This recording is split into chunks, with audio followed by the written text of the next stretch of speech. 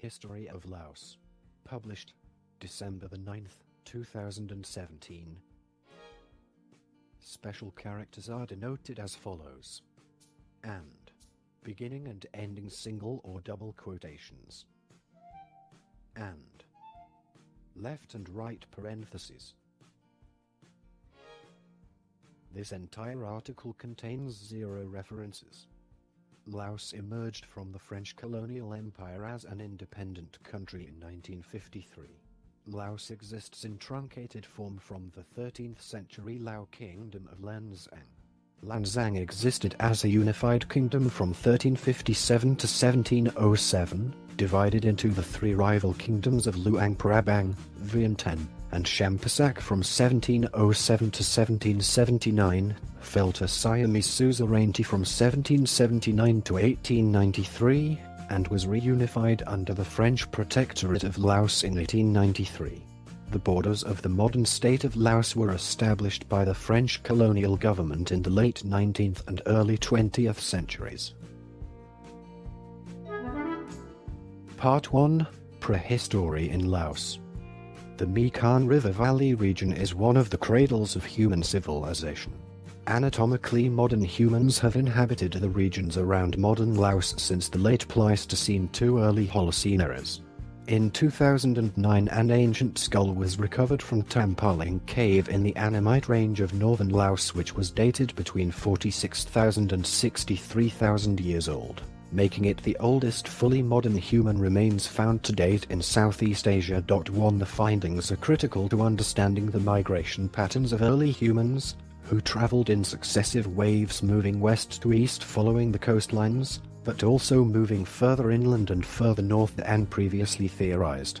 Archaeological exploration in Laos has been limited due to rugged and remote topography, a history of 20th century conflicts which have left over 2 million tons of unexploded ordnance throughout the country, and local sensitivities to history which involve the communist government of Laos, village authorities and rural poverty.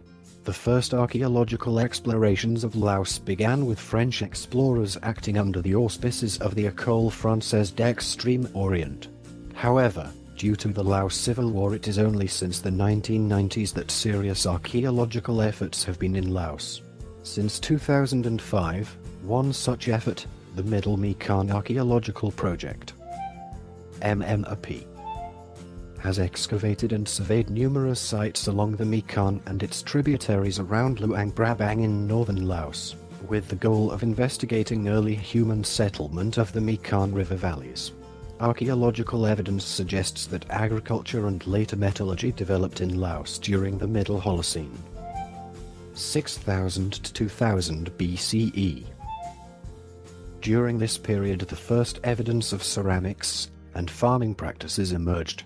Hunting and gathering Hobonian societies began to settle and rice cultivation was introduced from southern China. The earliest inhabitants of Laos belong to the Austro-Asiatic language family. These earliest societies are the ancestors of the upland Lao ethnicities known collectively as Laothian, with the largest ethnic groups being the Khmer of northern Laos, and the Brau and Katang in the south. Part 1. Prehistory in Laos. Chapter 1. The Plain of Jars. From the 8th century BCE to as late as the 2nd century CE, an inland trading society emerged on the Jinghuang Plateau, near Laos' most remarkable megalithic remains on a site called the Plain of Jars. The Plain of Jars was nominated to the tentative list as a UNESCO World Heritage Site in 1992, and unexploded ordnance has continued to be removed from the site since 1998. The jars are stone sarcophagi dating from the early Iron Age, 500 BC to 800 C, and contained evidence of human remains, burial goods and ceramics. Some sites contain more than 250 individual jars. The tallest jars are more than 3 meters in height. Little is known about the megalithic culture which produced the jars, but the jars and prevalence of iron ore in the region suggest that people who created the site grew wealthy from overland trade routes. Part 2. Early kingdoms.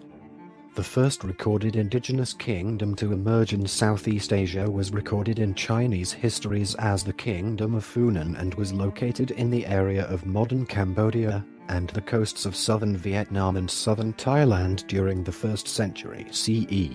Funan was part of Greater India and was heavily influenced by early Hindu civilization. By the 2nd century CE, Malayo-Polynesian settlers in what is today South Vietnam had established a rival Inca kingdom known as Kampa. The Cham people established the first settlements near modern Champasak, Laos. Funan forced the Cham people out of the Champasak region by the 6th century CE, where the Chenla Proto-Khmer people would establish the earliest kingdom in Laos. The capital of early Chenla was Shrustapura, which was located in the vicinity of Champasak and the UNESCO World Heritage Site of Wat Phu. Wat Phu is a vast temple complex in southern Laos which combined natural surroundings with ornate sandstone structures, which were maintained and embellished by the Chenla peoples until 900 CE, and were subsequently rediscovered and embellished by the Khmer in the 10th century. By the 8th century CE, Chenla had divided into Land Chenla, located in Laos, and Water Chenla, founded by Mahendravarman near Sambor Prachuap in Cambodia. Land Chenla was known to the Chinese as Polu, or Wendan, and dispatched a trade mission to the Tang dynasty court in 717 CE. Water Chenla would come under repeated attack from Kampa, the Medang Sea kingdoms in Indonesia based in Java, and finally pirates.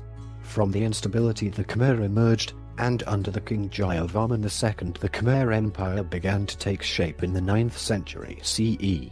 In the area which is modern northern and central Laos and northeast Thailand, the Mon people established their own kingdoms during the 8th century CE, outside the reach of the contracting Chenla kingdoms.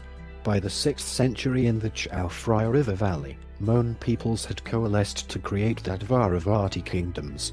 In the north, Harapanjaya, Lamphan, emerged as a rival power to the Dvaravati. By the 8th century the Mon had pushed north to create city-states known as Muang in Phadiat, northeast Thailand, Srigotapura, Sikhotabong, near modern the Kek, Laos, Muang Swa, Luang Prabang, and Chantaburi, Vientiane. In the 8th century CE, Srigotapura, Sikhotabong, was the strongest of these early city-states and controlled trade throughout the middle Mekong region. The city-states were loosely bound politically, but were culturally similar and introduced Theravada Buddhism from Sri Lankan missionaries throughout the region. Part 3. The Thai Migrations. The Chinese Han Dynasty chronicles of the southern military campaigns provide the first written accounts of Thai Kadar-speaking peoples who inhabited the areas of modern Yunnan China and Guangxi. The Lao are the culturally and politically dominant ethnicity in modern Laos and are a subgroup within the Thai Kadar family. The Thai peoples, which include Thai Lao, Thai Siam or Thai Thai, Shan, Thai Ding, Thai Dam, Thai Yai, Thai Lu, Thai Phuan and others, began moving south and westward from their ancestral homelands in southern China and northwest Vietnam in the 8th century CE. In the 750s CE, the Kingdom of Nansha managed to defeat four invading Chinese armies, creating a buffer state from Chinese expansion into Southeast Asia for approximately 150 years. As a consequence, the Thai were able to put pressure on the settled Mon areas, while the Khmer Empire expanded north and westward from Angkor to absorb most of the Indo-Chinese peninsula from the 8th to the 12th centuries CE. By the 12th century CE, the Khmer Empire had reached its zenith, moving as far north as Chandapuri, Vientiane, and had established trading outposts at Zaiphong on the Karat Plateau. The Mongol invasions of Yunnan China, 1253 to 1256, led to an influx of Thai peoples in two areas of northern Laos, where they had been slowly expanding since the 8th century. The Thai kingdom of Lanna was founded in 1259 in the north of modern Thailand.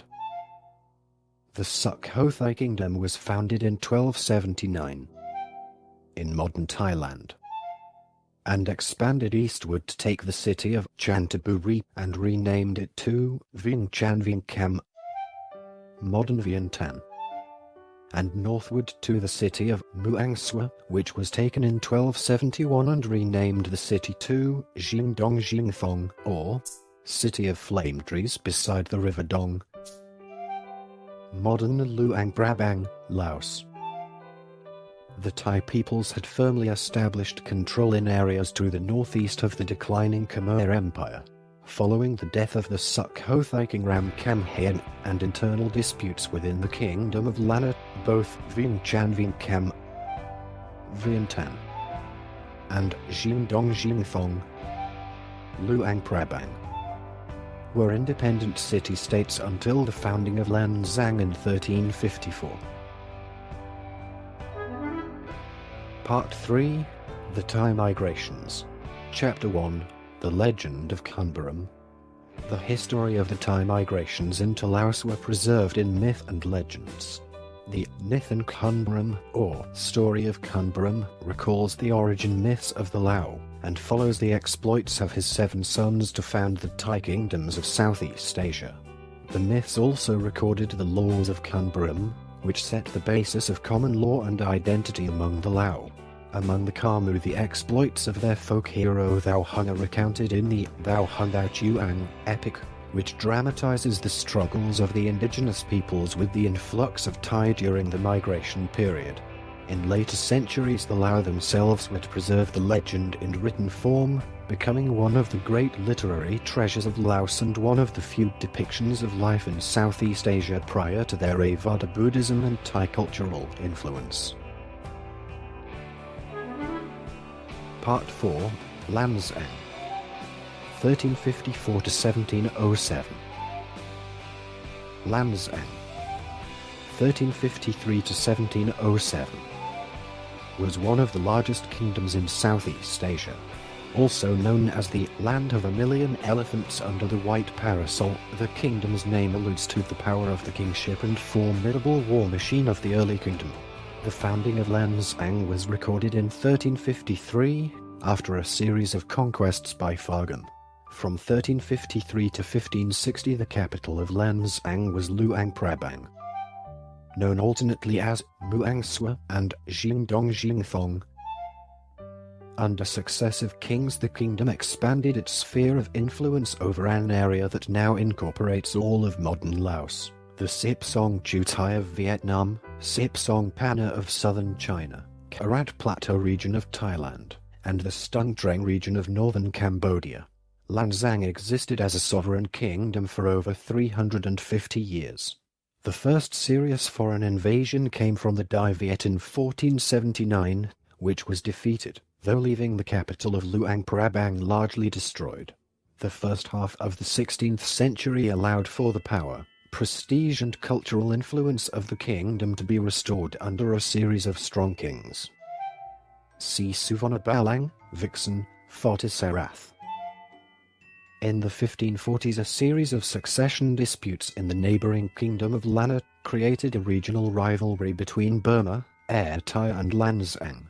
In 1540, Lanzang defeated an incursion from Air Thai.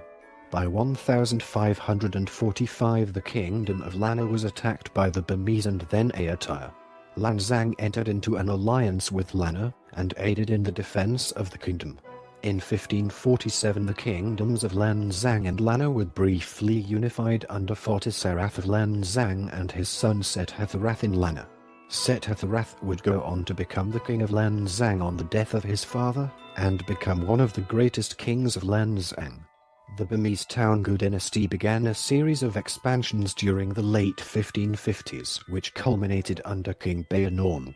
Sethatharath moved the capital of Lanzang from Luang Prabang to Vientiane in 1560, to better defend against the threat of Burma and to more ably administer the central and southern provinces.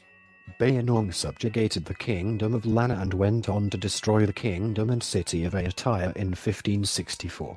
King Setthatharath fought 2 successful guerrilla campaigns against the Burmese invasions, leaving Lanzang the only independent Thai kingdom until his death in 1572, while on campaign against the Khmer. The Burmese succeeded with the 3rd invasion of Lanzang around 1573, and Lanzang became a vassal state until 1591 when the son of Setthatharath, Nokyo Kumain, was able to successfully reassert independence. Lanzang recovered and reached the apex of its political and economic power during the 17th century under King Sawrignavongsa, who became the longest reigning of Lanzang's monarchs. 1637 to 1694. In the 1640s, the first European explorers to leave a detailed account of the kingdom arrived looking to establish trade and secure Christian converts. Both were ultimately largely unsuccessful.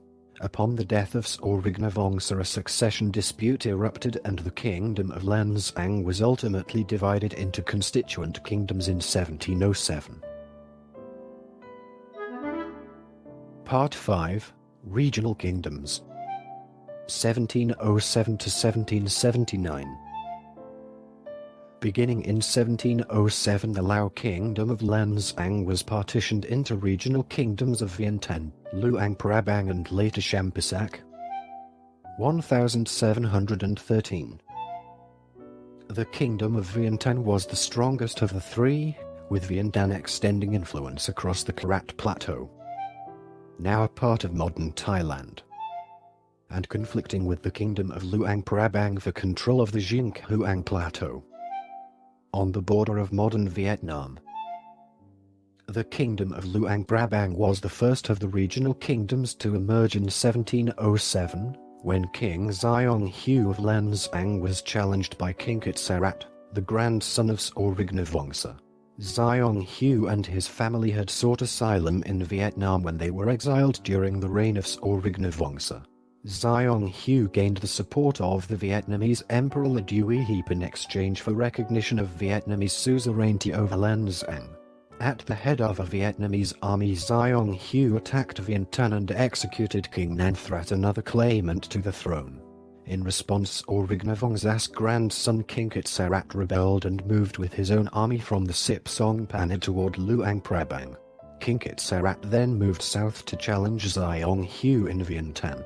Xiong Hu then turned toward the kingdom of Ayutthaya for support, and an army was dispatched which, rather than supporting Xiong Hu, arbitrated the division between Luang Prabang and Vientiane. In 1713, the southern Lao nobility continued the rebellion against Xiong Hu under Nokasad, a nephew of Sawrignavongsa, and the kingdom of Champasak emerged. The kingdom of Champasak comprised the area south of the Zibang River as far as Stung Treng, together with the areas of the Lower Mun and Chi rivers on the Karat Plateau. Although less populous than either Luang Prabang or Vientiane, Champasak occupied an important position for regional power and international trade via the Mekong River. Throughout the 1760s and 1770s, the kingdoms of Siam and Burma competed against each other in a bitter armed rivalry, and sought out alliances with the Lao kingdoms to strengthen their relative positions by adding to their own forces and denying them to their enemy. As a result, the use of competing alliances would further militarize the conflict between the northerly Lao kingdoms of Luang Prabang and Vientiane. Between the two major Lao kingdoms, if an alliance with one was sought by either Burma or Siam, the other would tend to support the remaining side. The network of alliances shifted with the political and military landscape throughout the latter half of the 18th century. Part 6. Siam and Suzerainty. 1779 to 1893. By 1779, General Taksin had driven the Burmese from Siam, had overrun the Lao kingdoms of Champasak and Vientiane, and forced Luang Prabang to accept vassalage. Luang Prabang had aided Siam during the siege of Vientiane. Traditional power relationships in Southeast Asia followed the Mandala model. Warfare was waged to secure population centers for Corvée labor, control regional trade, and confirm religious and secular authority by controlling potent Buddhist symbols. White elephants, important stupas, temples, and Buddha images. To legitimize the Thonburi dynasty, General Taksin seized the Emerald Buddha and Phrabang images from Vientiane. Taksin also demanded that the ruling elites of the Lao kingdoms and their royal families pledge vassalage to Siam in order to retain their regional autonomy in accordance with the Mandala model. In the traditional Mandala model, vassal kings retained their power to raise tax, discipline their own vassals, inflict capital punishment, and appoint their own officials. Only matters of war and succession required approval from the suzerain. Vassals were also expected to provide annual tribute of gold and silver, traditionally modeled into trees. Provide tax and tax in kind, raise support armies in time of war, and provide corvée labor for state projects. However, by 1782 Taksin had been deposed and Rama I was king of Siam, and began a series of reforms which fundamentally altered the traditional Mandala.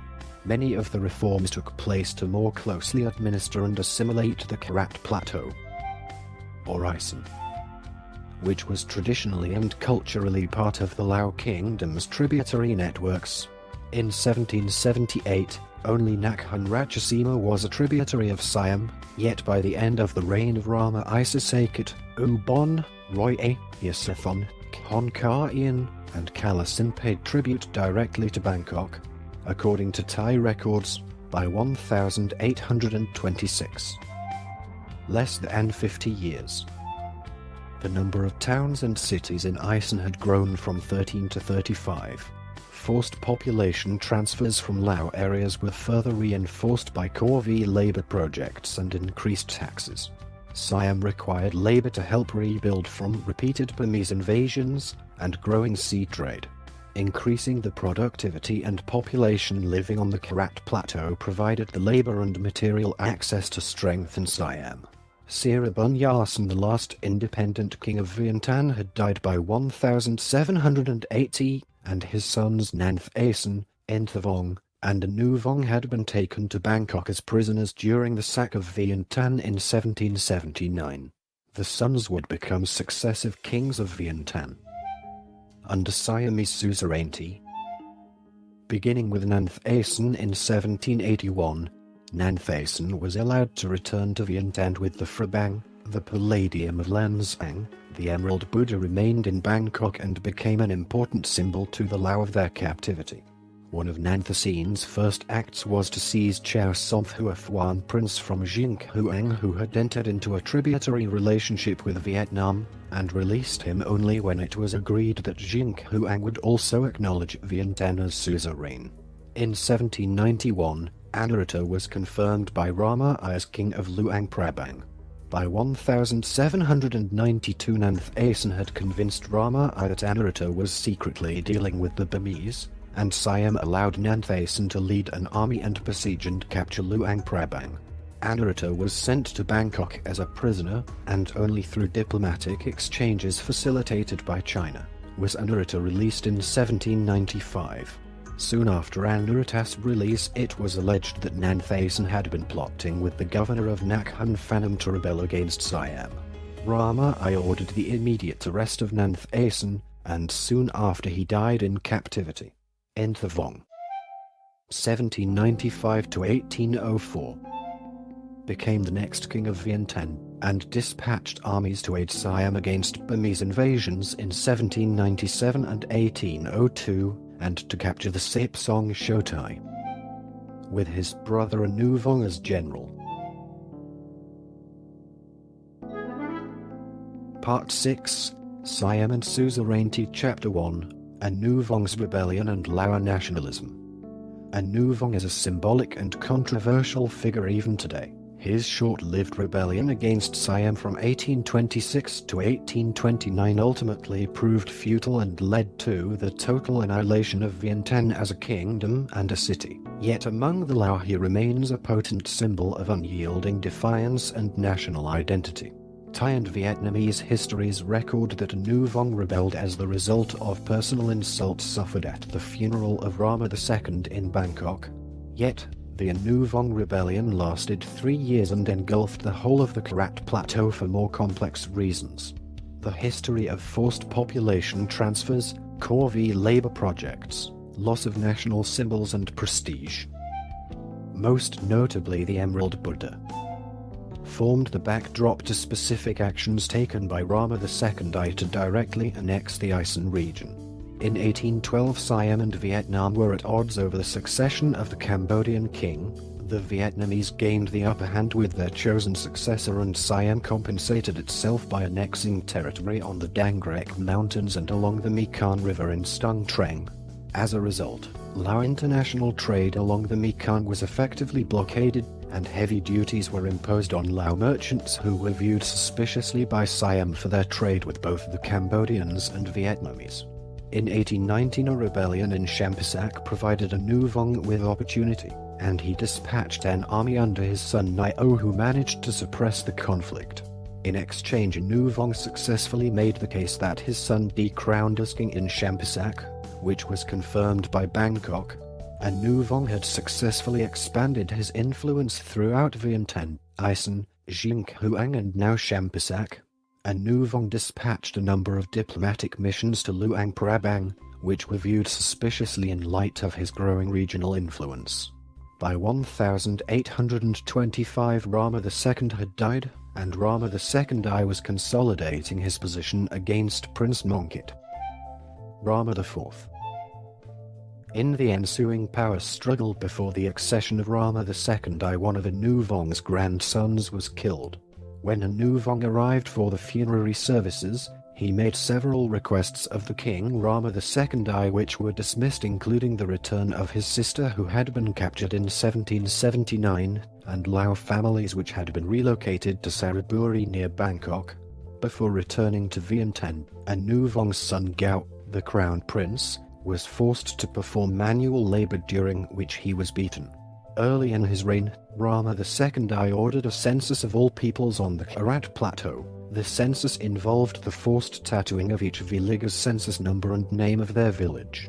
The aim of the policy was to more tightly administer Lao territories from Bangkok and was facilitated by the nobility Siam had installed in the newly created cities throughout the region. Popular resentment against the forced tattooing and increased taxes became casus belli for rebellion. Toward the end of 1826 Nu Vong was making military preparations for armed rebellion. Nu Vong's strategy involved 3 objectives. First was to repatriate all ethnic Lao living in Siam to the right bank of the Mekong and execute any Siamese engaged in the tattooing of Lao. The second objective was to consolidate Lao power by forging an alliance with Chiang Mai and Luang Prabang. The third and final goal was to gain international support from either the Vietnamese, Chinese, Burmese or British. In January hostilities commenced, and the Lao armies were sent from Vientiane to capture Nakhon Ratchasima, Kalasin, and Lomsak. From Champasak forces rushed to take Ubon and Suvarnabhumi, while pursuing a scorched turf policy ensuring the Lao time to retreat. Nu Vong's forces pushed south eventually to Saraburi to free the Lao there, but the flood of refugees pushing north slowed the army's retreat. Nu Vong also severely underestimated the Siamese arms stockpile, which under the terms of Berne Treaty had provided Siam with weaponry from the Napoleonic Wars in Europe. A Lao defense was staged at Nong Bua Lamthu, the traditional Lao stronghold in the Isan, but the Siamese emerged victorious and leveled the city. The Siamese pushed north to take Vientiane and Nu Vong fled southeast to the border with Vietnam. By 1828 Nu Vong had been captured, tortured and sent to Bangkok with his family to die in a cage. Rama II ordered Chao Bodin to return and level the city of Vientiane, and forcibly move the entire population of the former Lao capital to the Isan region. Part 6, Siam and Suzerainty Chapter 2, Aftermath and Vietnamese Intervention. Following the Nu Vong rebellion, Siam and Vietnam were increasingly at odds over control of the Indo-Chinese peninsula. In 1831, Emperor Minh Mang sent Vietnamese troops to seize Jinghuang and annexed the area as the province of Tran Ninh. Also in 1831 and again in 1833, King Manthatoreth sent a tributary mission to the Vietnamese, which were quietly ignored so as not to antagonize the Siamese further. In 1893, these tributary missions from Luang Prabang were used by the French as part of a legal argument for all the territories on the east bank of the Mekong. In late 1831, Siam and Vietnam had a series of wars. Siamese-Vietnamese War 1831–1834 and Siamese-Vietnamese War 1841–1845. Over control of Jinghuang and Cambodia. In the aftermath of Vientiane's destruction, the Siamese divided the Lao lands into 3 administrative regions. In the north, the king of Luang Prabang and a small Siamese garrison controlled Luang Prabang, the Sip Song Pana, and Sip Song Chau Tai. The central region was administered from Nong Ka Ai and extended to the borders of Tran Ninh, Jinghuang, and south to Champasak. The southern regions were controlled from Champasak and extended to areas bordering Cochin China and Cambodia. From the 1830s through the 1860s, small rebellions took place across Lao lands and the Karat Plateau, but they lacked both the scale and coordination of the Anu Vong rebellion. Importantly, at the end of each rebellion, Siamese troops would return to their administrative centers, and no Lao region was allowed to have a build-up of force which could have been used in rebellion. Part 6, Siam and Suzerainty, Chapter 3, Population Transfers and Slavery. Population transfers of ethnic Lao to Siam began in 1779 with Siamese suzerainty. Artisans and members of the court were forcibly moved to Saraburi near Bangkok, and several thousand farmers and peasants who were transported throughout Siam to Phetchaburi, Ratchaburi, and Nakhon in the southwest and to Prakinburi and Chanthaburi in the southeast. However, massive deportations estimated between 100,000 and 300,000 people began following the defeat of King Anu Vong in 1828 and would continue until the 1870s. From 1828 to 1830, over 66,000 people were forcibly relocated from Vientiane. In 1834, the first of several relocations of the Phuan areas of Jinghuang began, transferring more than 6,000 people. Most of those relocated were settled in the Isan region and were considered that Chaloe, or war slaves, who were to serve as serfs in underpopulated areas for the Thai-elite. The result changed the demographics and cultural traditions of Thailand and Laos and continues today, with a 5-fold disparity between the ethnic Lao living on the west bank of the Mekong and those left in the east in what is today Laos. Although slavery existed in Lao areas before the rebellion in 1828, the defeat and subsequent removal of most ethnic Lao left a depopulated and vulnerable position for the remaining people of the east bank of the Mekong. Laothian Hill tribes, which had little involvement in the 1828 rebellion, bore the brunt of organized slave raids into Laos and became known collectively and pejoratively in Thai and Lao as ka, or slaves. Laothian were hunted or sold into slavery. Frequent organized raiding parties from Vietnam, Cambodia, Siam, Laos and China. Larger tribes of Laothian, such as the Burum, would conduct slave raids against weaker tribes.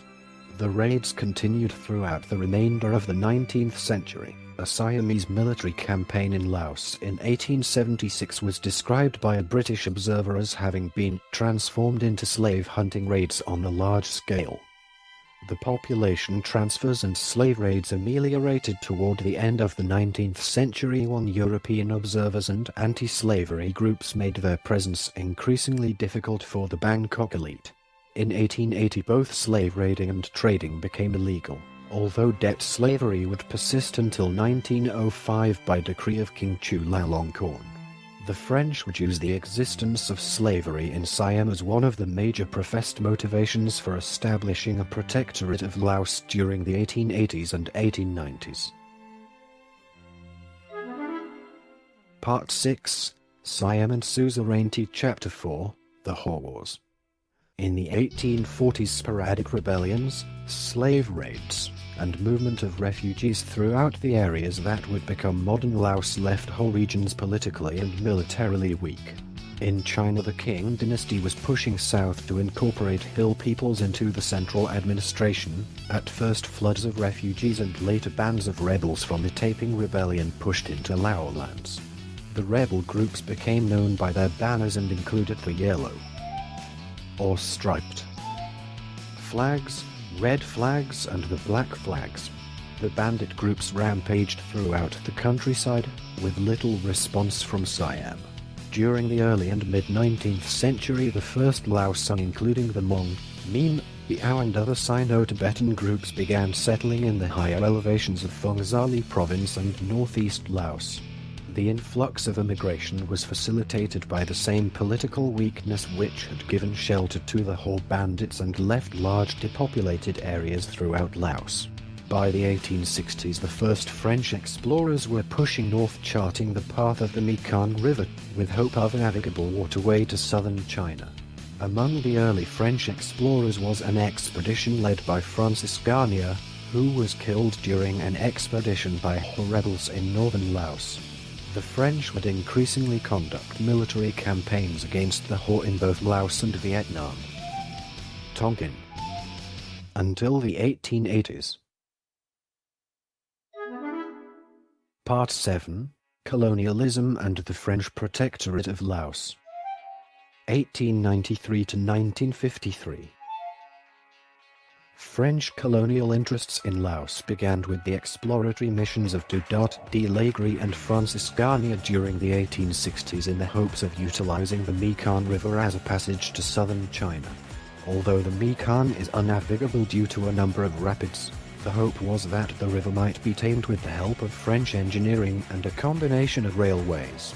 In 1886, Britain secured the right to appoint a representative in Chiang Mai, in northern Siam, to counter British control in Burma and growing influence in Siam. That same year, France sought to establish representation in Luang Prabang, and dispatched Auguste Pavie to secure French interests. Pavie and French auxiliaries arrived in Luang Prabang in 1887, in time to witness an attack on Luang Prabang by Chinese and Thai bandits, hoping to liberate the brothers of their leader Deo Van Tiaf, who were being held prisoner by the Siamese.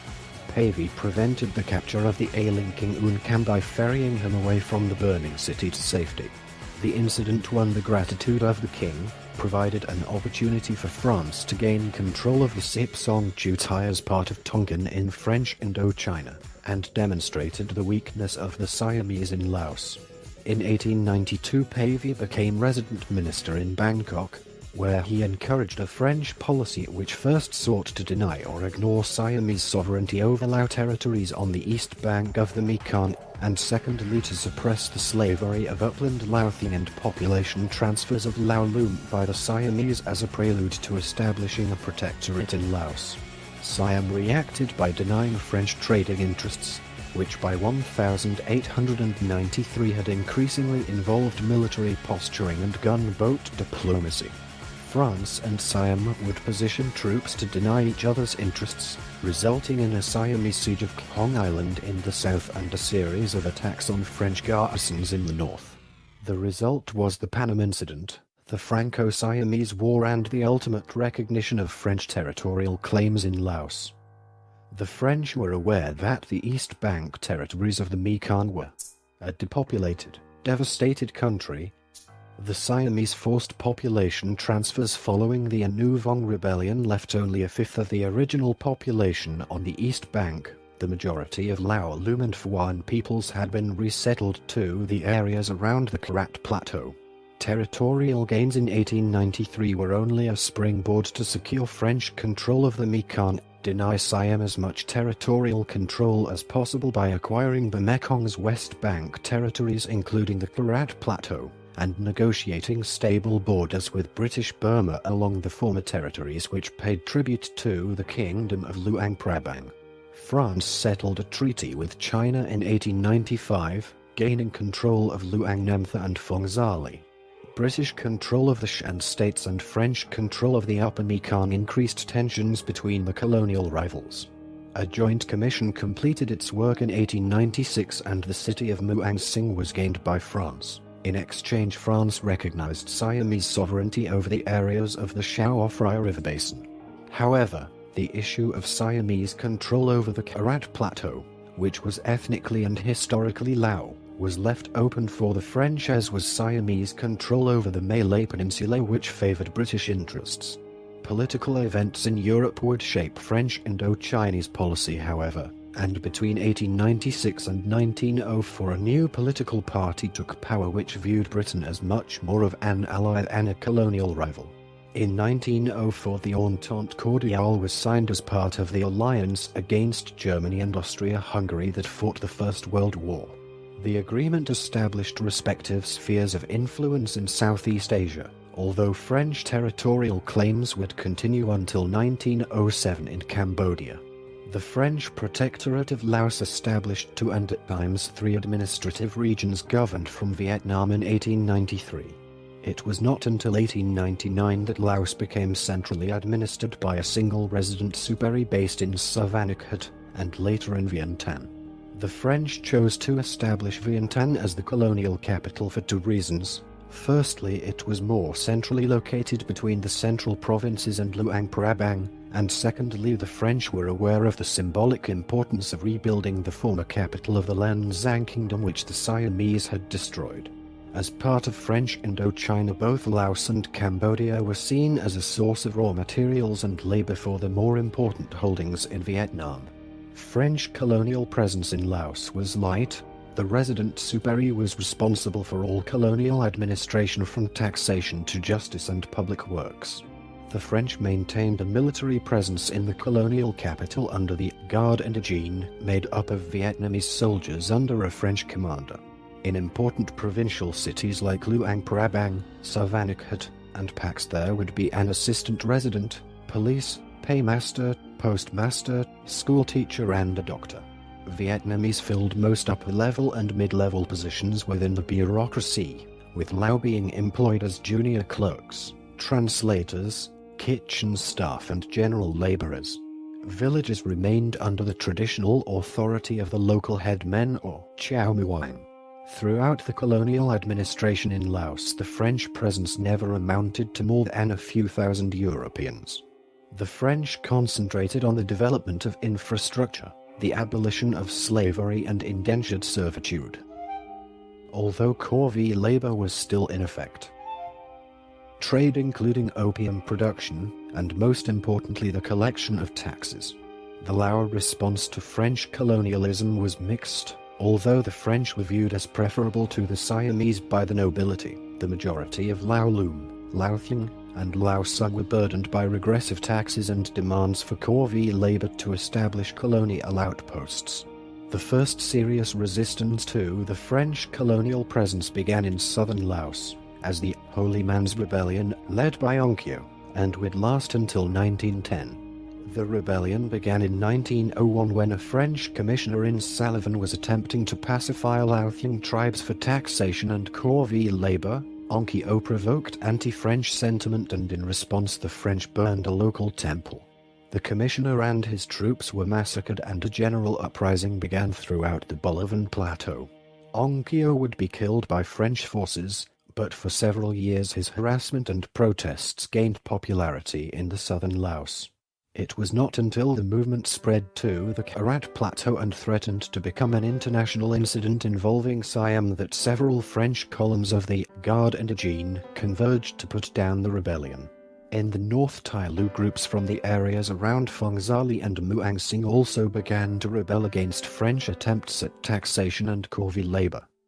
In 1914 the Tailu king had fled to the Chinese portions of the Sep Song Pana, where he began a 2-year guerrilla campaign against the French in northern Laos, which required 3 military expeditions to suppress and resulted in direct French control of Muang Sing.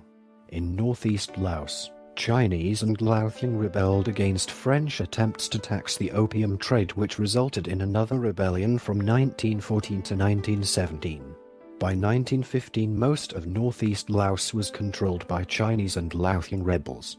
The French dispatched the largest military presence yet to Laos, which included 160 French officers and 2,500 Vietnamese troops divided into columns. The French drove the Chinese-led rebels across the Chinese border and placed Phong Zali under direct colonial control. Yet northeastern Laos was still not entirely pacified, and among shaman named Puch Avu attempted to establish a Hmong homeland through a rebellion, pejoratively termed the Madman's War, which lasted from 1919 to 1921. By 1920, the majority of French Laos was at peace and colonial order had been established. In 1928, the first school for the training of Lao civil servants was established, and allowed for the upward mobility of Lao to fill positions occupied by the Vietnamese. Throughout the 1920s and 1930s, France attempted to implement Western, particularly French, education, modern healthcare and medicine, and public works with mixed success. The budget for colonial Laos was secondary to Hanoi, and the worldwide Great Depression further restricted funds. It was also in the 1920s and 1930s that the first stirrings of Lao nationalist identity emerged due to the work of Prince Fetserath Ratanavongsa and the French École Française d'Extrême Orient to restore ancient monuments, temples, and conduct general research into Lao history, literature, art and architecture.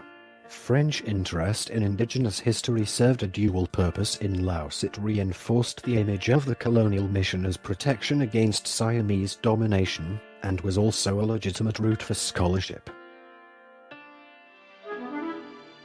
Part 7.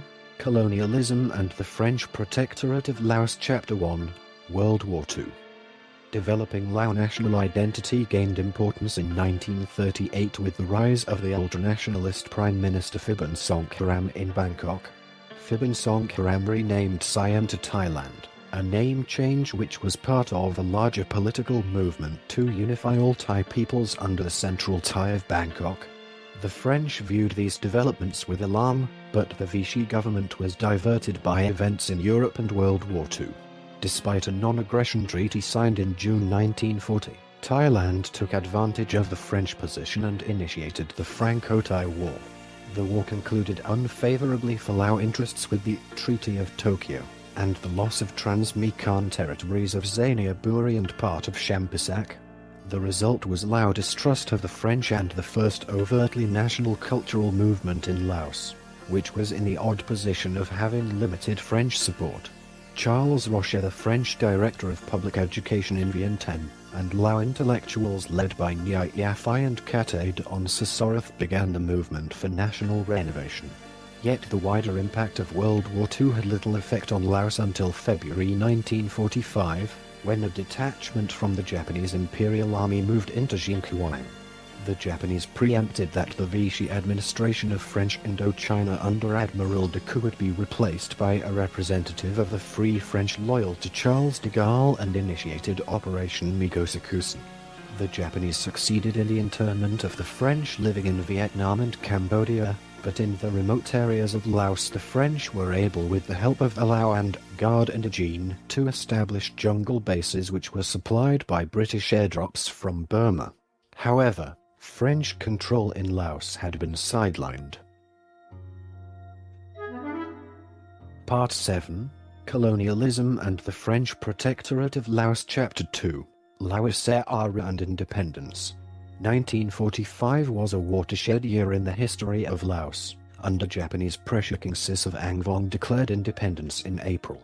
The move allowed the various independence movements in Laos, including the Lao Seri and Lao Pen Lao, to coalesce into the Laos Era or Free Lao movement, which was led by Prince Fetserath and opposed the return of Laos to the French.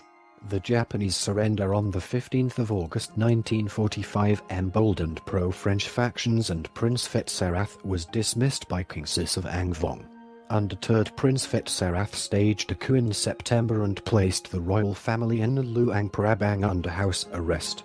On the 12th of October 1945, the Laos Era government was declared under the civil administration of Prince Fetserath. In the next 6 months the French rallied against the Laos-era and were able to reassert control over Indochina in April 1946. The Laos-era government fled to Thailand, where they maintained opposition to the French until 1949, when the group split over questions regarding relations with the Vietnamese and the Communist Pathet Lao was formed. With the Laos-era in exile, in August 1946 France instituted a constitutional monarchy in Laos headed by King Sis of Angvong, and Thailand agreed to return territories seized during the Franco Thai War in exchange for representation at the United Nations. The Franco-Lao General Convention of 1949 provided most members of the Laos-era with a negotiated amnesty and sought appeasement by establishing the Kingdom of Laos, a quasi-independent constitutional monarchy within the French Union. In 1950 additional powers were granted to the Royal Lao government, including training and assistance for a national army. On October 22, 1953, the Franco-Lao Treaty of Amity and Association transferred remaining French powers to the independent Royal Lao government. By 1954 the defeat at Dien Bien Phu brought 8 years of fighting with the Vietnamese during the First Indochinese War to an end, and France abandoned all claims to the colonies of Indochina. Part 8. The Kingdom of Laos and the Lao Civil War, 1953 to 1975. Elections were held in 1955, and the first coalition government, led by Prince Suvarnabhumi, was formed in 1957. The coalition government collapsed in 1958. In 1960 Captain Congla staged a coup when the cabinet was away at the royal capital of Luang Prabang and demanded reformation of a neutralist government. The second coalition government, once again led by Suvarnabhumi, was not successful in holding power. Rightist forces under General Phumi Nosavan drove out the neutralist government from power later that same year. The North Vietnamese invaded Laos between 1958 to 1959 to create the Ho Chi Minh Trail. A second Geneva Conference, held in 1961–62, provided for the independence and neutrality of Laos, but the agreement meant little in reality and the war soon resumed. Growing North Vietnamese military presence in the country increasingly drew Laos into the Second Indochina War, 1954 to 1975. As a result, for nearly a decade, eastern Laos was subjected to some of the heaviest bombing in the history of warfare, as the US sought to destroy the Ho Chi Minh Trail that passed through Laos and defeat the communist forces. The North Vietnamese also heavily backed the Pathet Lao and repeatedly invaded Laos. The government and army of Laos were backed by the US during the conflict. The United States trained both regular Royal Lao forces and irregular forces, among whom many were the Hmong and other ethnic minorities. Shortly after the Paris Peace Accords led to the withdrawal of US forces from Vietnam, a ceasefire between the Pathet Lao and the government led to a new coalition government. However, North Vietnam never withdrew from Laos, and the Pathet Lao remained little more than a proxy army for Vietnamese interests. After the fall of South Vietnam to communist forces in April 1975, the Pathet Lao with the backing of North Vietnam were able to take total power with little resistance. On December 2, 1975, the king was forced to abdicate his throne and the Lao People's Democratic Republic was established. Around 300,000 people out of a total population of 3 million left Laos by crossing the border into Thailand following the end of the Civil War. Part 9. The Lao People's Democratic Republic, 1975–present. The new communist government led by Khe Sony Phumvihane imposed centralized economic decision-making and incarcerated many members of the previous government and military in re-education camps, which also included the Hmongs. While nominally independent, the communist government was for many years effectively little more than a puppet regime run from Vietnam. The government's policies prompted about 10% of the Lao population to leave the country. Laos depended heavily on Soviet aid channeled through Vietnam up until the Soviet collapse in 1991, In the 1990s, the Communist Party gave up centralized management of the economy but still has a monopoly of political power. This recording is a derivative work from Wikipedia. For more information, please visit www.frogcast.org.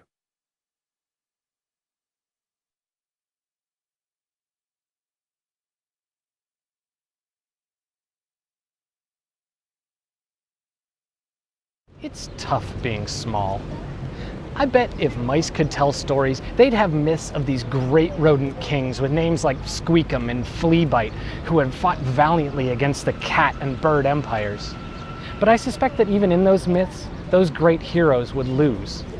Because it's tough being small. Laos is small.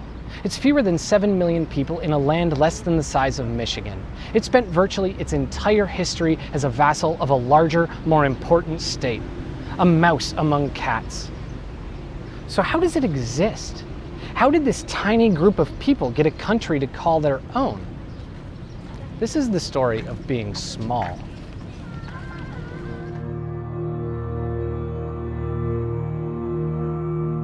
In the lands that we now call Laos, there was once a great kingdom. It was named the Land of a Million Elephants and was one of the mightiest empires in Southeast Asia. It stretched into modern-day Thailand, Burma, Cambodia, and Vietnam. And while its power ebbed and flowed in its 500-year history, it was always one of the cats. But in the 18th century, the king died with no clear heir, and the ancient kingdom of Lanshang splintered into 3 small mice. It would never be whole again. The most important of these new fiefs was the kingdom of Vientiane. It was small, so survival meant playing its larger neighbors off one another. And for a while, it worked. But as the balance of power shifted, they were simply unable to defend themselves. Like bite-sized chunks, the newfound territories began to get gobbled up, one by one. The kingdom of Siam felt that the Lao lands were their natural right. After all, the Lao people share a common language and history with those of the Thai. And although it isn't a major part of this story, I can't help but mention that the reason they're even called Thailand was due to a mid-20th century desire to, as they define it, unite the Thai peoples. In 1778, General Thaksin of Siam conquered Vientiane and vassalized it. They kidnapped the royal family, stole its cultural artifacts, and began taking the Lao people as slaves, which was, as horrible as it sounds, kind of standard practice at the time. In an effort to weaken the newly conquered people, Thai officials began displacing the Lao into work camps across the kingdom. Huge swaths of the population were forced into either conscript labor or outright slavery. And as odd as it seems, in doing so, they gave the Lao an identity. The very methods they'd used to split them up helped to unify them. After all, the Thai and the Lao people came from a similar background, spoke a similar language, and were impossible to differentiate from look alone. With dozens of linguistically similar groups, determining who was who wasn't exactly easy. To make sure that they were enslaving the correct people, the government had taken to the practice of tattooing their conquered subjects with an identification number. People who'd grown up imagining themselves as different were now given cause to see themselves as similar. No matter which of the 3 kingdoms the slaves had come from, one glance at their leg and they knew they were Lao. It was with this backdrop that in 1826 a hero emerged. Anu Vong, the vassal king of Vientiane, led a rebellion against Siam. His goal was to unify the Lao people, murder those who had enslaved them, and retake the lands of Lanshang. The mice were biting at the neck of the cat. But it wasn't enough. Siam wasn't as weak as he'd hoped, and within 2 years, Anu Vong found himself in Bangkok, not as a conqueror, but in a cage. Together with his children, he was left out in the sun to die, and die he did. But Anu Vong had left his mark. Despite the Siamese burning Vientiane to the ground and taking horrific revenge on the Lao who'd rebelled against them, he'd caused a spark. Though it would take 100 years before they'd be united, the Lao people had begun to see themselves as one. He'd failed to give them a nation, but Anu Vong gave his people an identity, a cause. But it would be over a half-century before they could act on it. Predators in the form of France and England had carved up Southeast Asia. Burma had been taken by the British, Vietnam and Cambodia by the French. Only Siam remained independent, but the threat was on their doorstep. It was their turn to feel like a mouse surrounded by cats. In his palace at Luang Prabang, the Lao king saw his chance. With the pretext of stopping Chinese bandits from raiding his villages, he asked the French for help. They were happy to oblige and rushed in to save the day. Only, they never left. They never intended to. They firmly suggested that the Lao kingdom become a protectorate and get out from under the Siamese thumb. It wouldn't yet be the independence they dreamed of, but at the very least it would put an end to slavery. Siam fought back, but they were crushed by the French, who quickly set about integrating these new lands into the empire. They turned Laos into part of the colony of Indochina, put the king on a symbolic throne, and took control of the country. But that isn't all they did. After all, France didn't want their new colony going back to Siamese hands, so they set about making sure that the Lao people felt, well, Lao. What had started with the spark of Anu Vong 100 years before, they stoked into an open flame. They began a series of archaeological and social efforts to create a feeling of a distinct Lao identity. No tattoos required. They codified the language, created a national press, and promoted a history that focused on the ethnic differences between the Lao and Thai people. France began supporting local literature, art, politics, music, and more. It was almost as if the country was being woken up.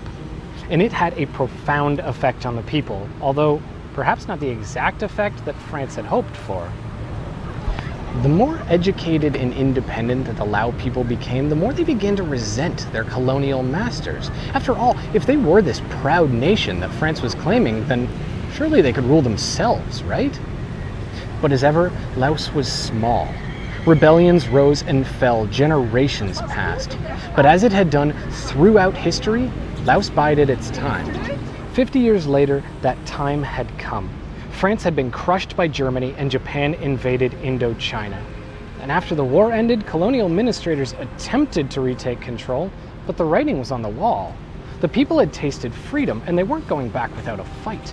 Under the leadership of Vietnamese rebels, they engaged in a guerrilla war to kick out the French for good. But success didn't quite mean independence. Under the guise of communists from Laos, the Vietnamese took the helm. But they didn't have direct control. They were no colonial masters. It was tacit, implied. The Lao finally had control of their destiny, at least to a certain extent. It may not be perfect, but at least it's their name on the map. It's tough being small, but Laos exists. After hundreds of years of subjugation, Laos exists. This is Rare Earth.